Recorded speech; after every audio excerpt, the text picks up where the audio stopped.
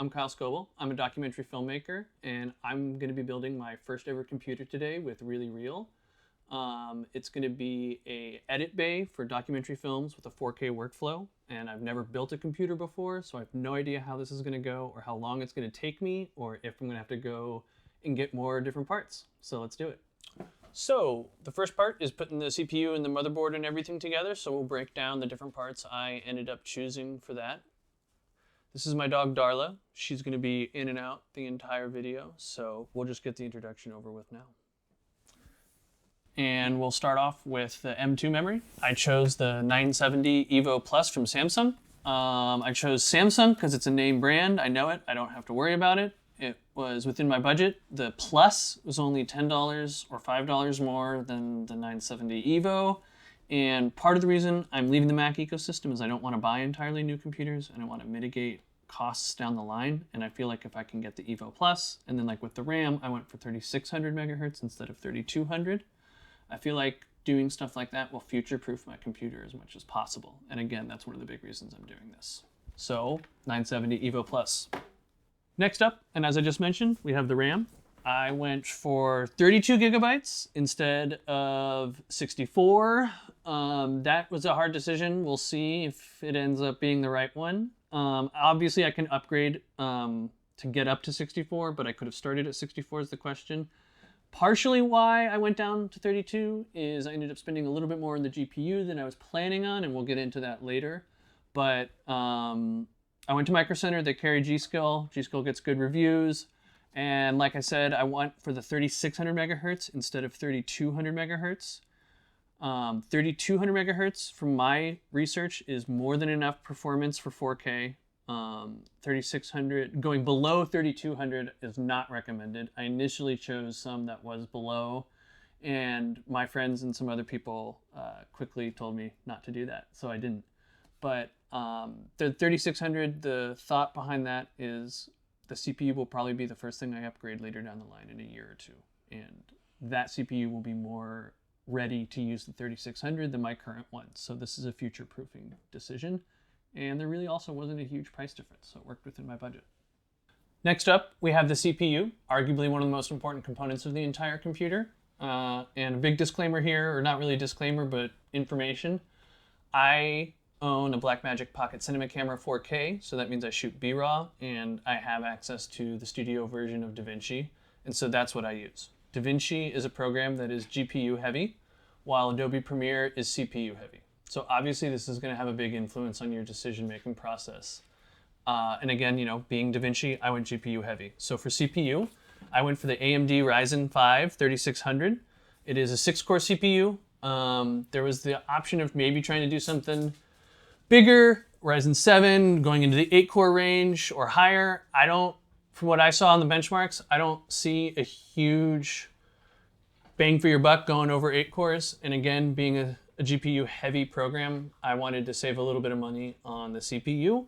And then like I'll explain later, I ended up spending a little bit more on the GPU than I was planning. So I wanted to definitely save about $100 and go for the AMD 5 3600. Next up, we have the PCU. So the power for the whole thing. I went in looking for a Seasonic. They did not have the fully modular Seasonic in stock. I want to do fully modular because it seems to be a little easier, less hassle, and again, being my first build, I am definitely streamlining towards that.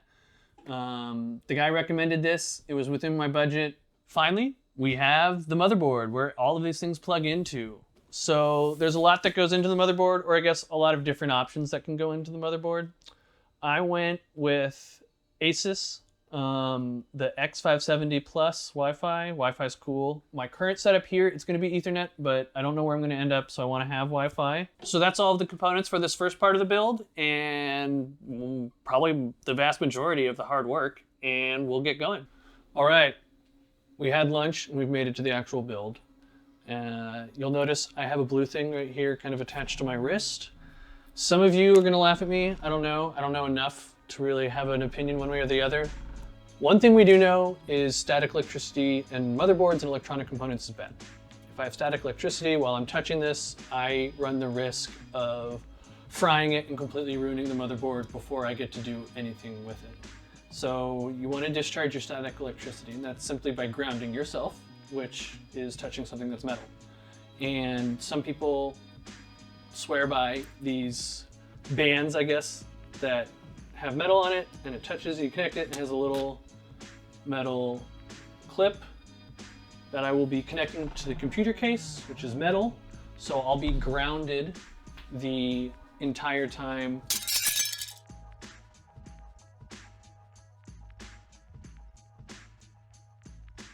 Some of you more experienced builders or just more experienced computer people will notice I currently do not have anything planned for a fan other than what the CPU comes with.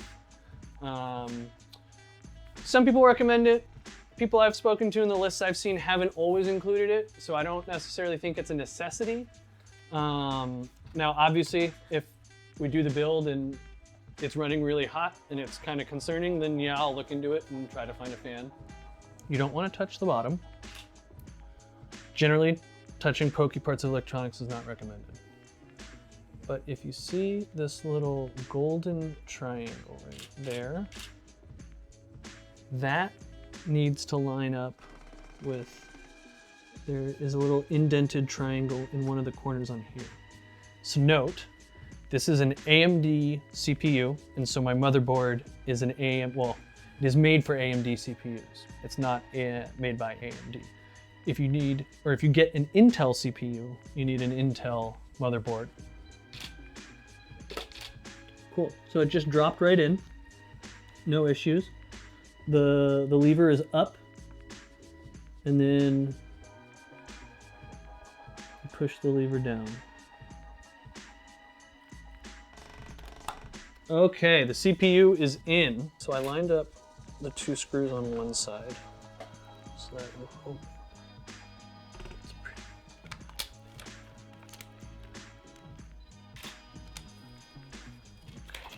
So let's try. I'm gonna try screwing them in.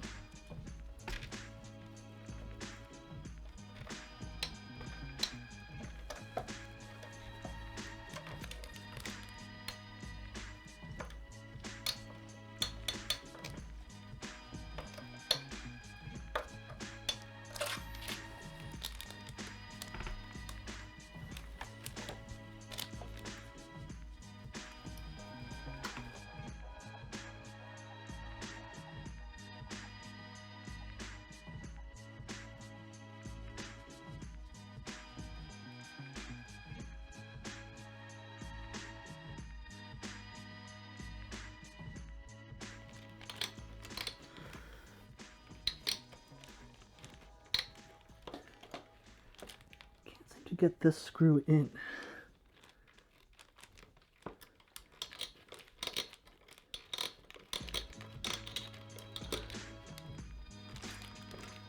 We need to make sure we plug it in, the fan, otherwise all of it is for naught. And on here, it says CPU fan, CPU out, and then it has the connectors that we're expecting.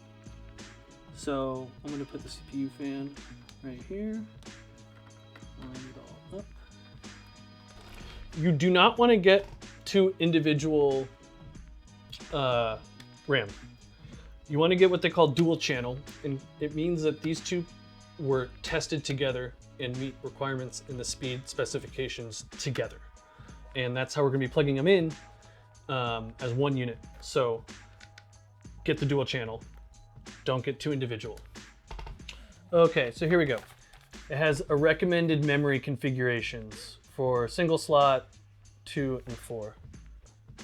So it looks like, so these are cool. What I like about this board, I'll move it around.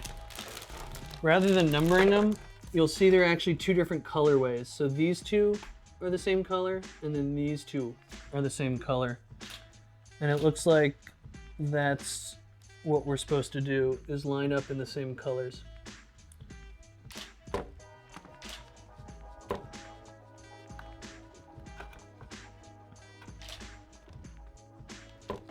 I don't even know how deep it's supposed to go. I think deeper And the other one, so it just drops in. You get your slot to align, and then you do have to kind of push it in there even more.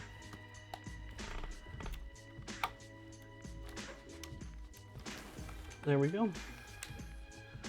And now that is in.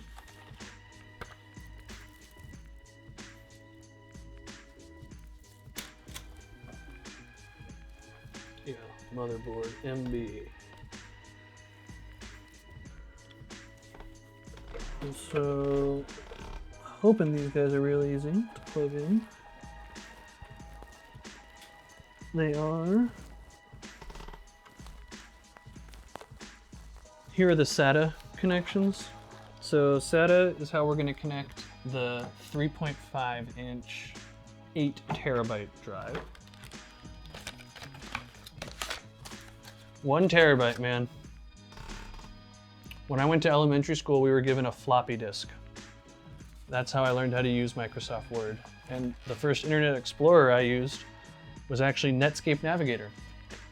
And many of the people watching this might not have even heard of that or even used it. So, wild. My first USB stick, roughly this size, 256 megabytes. And I now have 1 terabyte of the fastest memory that we can currently make. And it's been about 15 years difference. Pretty insane if you ask me. For other Blackmagic users, you'll notice companies like Tilta offer an NvMe insert and modification to Blackmagic Pocket Cinema Cams. So this is the same type of memory. This is what you'd be getting, 1 terabyte or 2. I know some people like that modification. So that's what it is. We pick this piece of metal off, we put it in, and we put the metal back on. So there's no kind of size change. And so I might as well just do that now when I have the size, and then just do the other stuff that will plug in when I don't have to get back in here.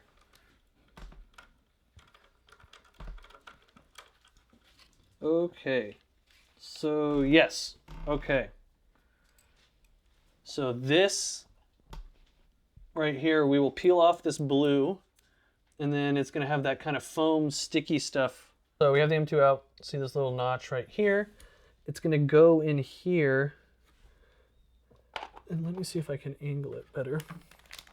But if you look down in there, you see that black little square, and below it there's a rectangle. And I'm thinking that the little notch from the M2 goes in the lower rectangle. Oh, it has to go on the very top. Yeah.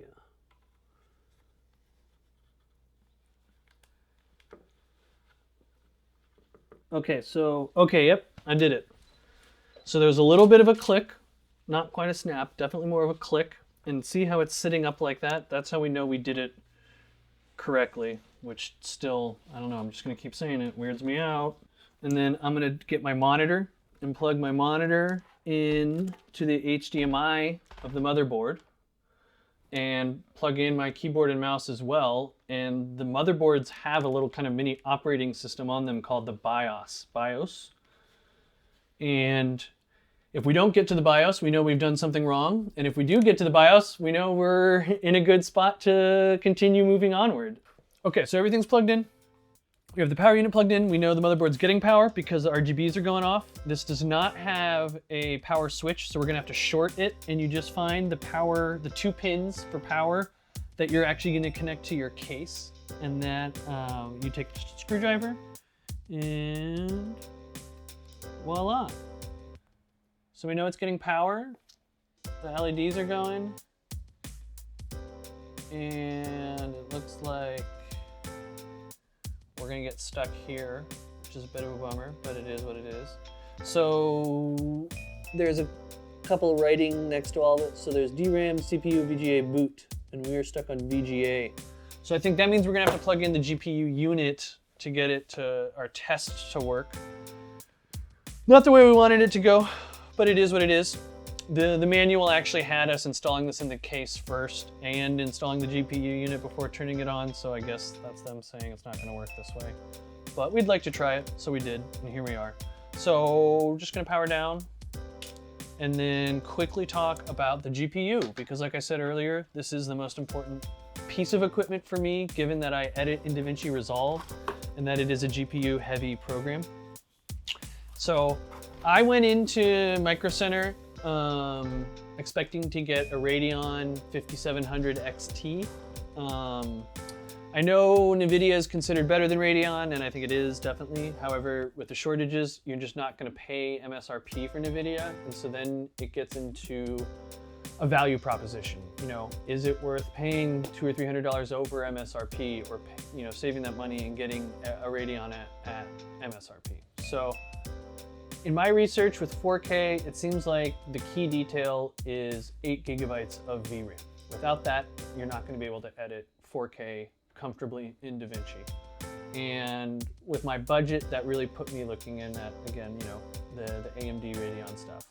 So I went into Micro Center, and they actually sold that Radeon 5700 XT a couple hours before I got there, but they had a EVGA 2080 Ti, which is super powerful and way more power than anything I was looking at. And it is open box, so it's a risk. We'll see if I regret it or not, but it was for $720, so it's a little less than MSRP. And if the thing is it fit within the budget. I had around 700 to 800 cut out for the GPU, and I just knew it was going to be such a big spend. And if I'm going to do this, I need to be able to edit 4K. I have to. I have to cut in other places to make this work. So, but this worked. It worked within my budget, and we'll see what it's like. 11 gigabytes of VRAM is way higher than the 8 I was looking at, so I'm excited. I think it's going to kick ass and really be a badass edit bay. So we'll see. But here it is. The box was kind of falling apart, so we've kind of pre-opened it. I'm going to be honest, well.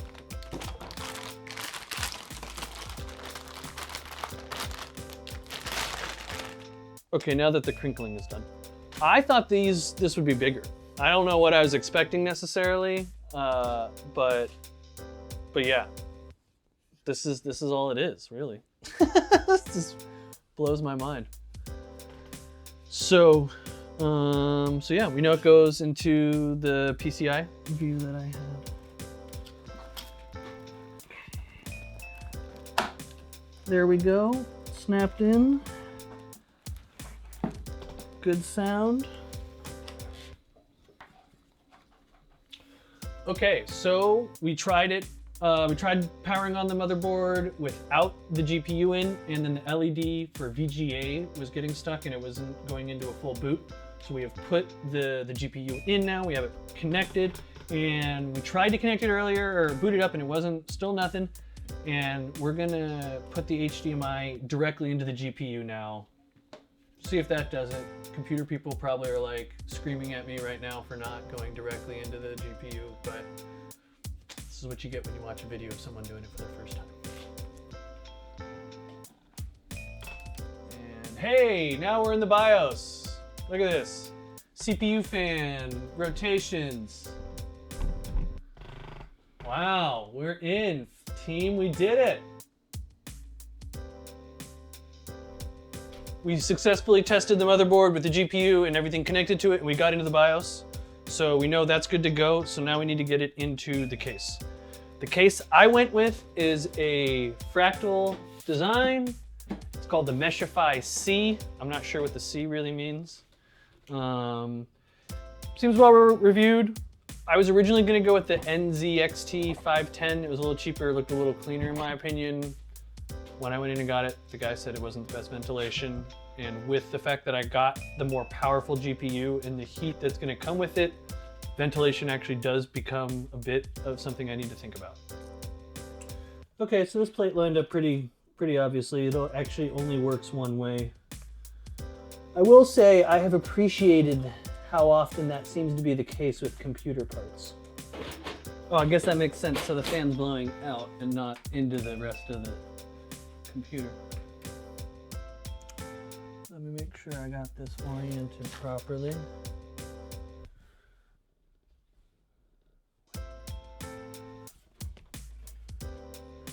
I don't have it oriented properly. There we go. That'll make it easier. So, getting there with the standoffs. Power supply is in. Motherboard risers are in. This is pretty much it. After this, it's kind of cable management. We'll quickly install the 3.5, but that I think is gonna be pretty smooth.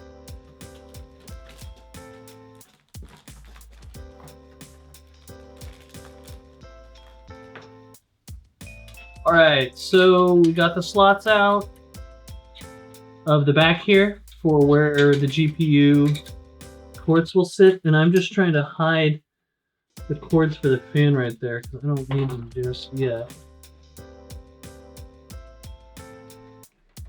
And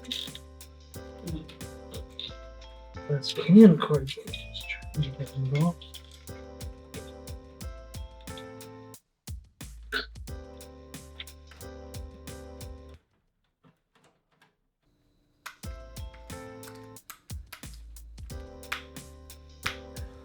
We're just gonna slide it right back in, and it just slides in and it snaps really nice. I really like that, and I'm excited for when I have to get another drive, and it's super easy. Sweet. Well, we made it. The computer's still working. All the cables are in there. Windows is loaded, DaVinci's loaded, and just wanted to quickly talk kind of about, you know, first impressions of the computer's performance, but also the whole look and that kind of thing. Initially, I didn't want tempered glass, but I think the more I look at it, the more I like it. Obviously, it's not up right now because the reflection would be too hard with the video. But you know, I clearly did not go for much RGB, and I'm happy with that. The little bit of RGB in the back on the Mobo, I don't mind because it's actually kind of a good indicator if it has power or not. The light on the GPU works as well for that.